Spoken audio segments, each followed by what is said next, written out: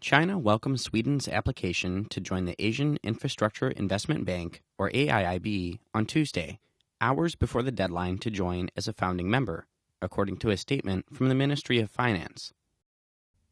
46 countries had applied to become founding members of the bank as of 6 p.m. Tuesday. Founding membership will be finalized on April 15th. Sweden will become a founding member on the same day, pending approval by existing members. The AIIB originally had 21 founders, including China, India, and Singapore, all of which jointly signed a Memorandum of Understanding concerning the bank last October in Beijing. The bank will finance construction of roads, airports, and other infrastructure in Asia. It is expected to be established by the end of this year.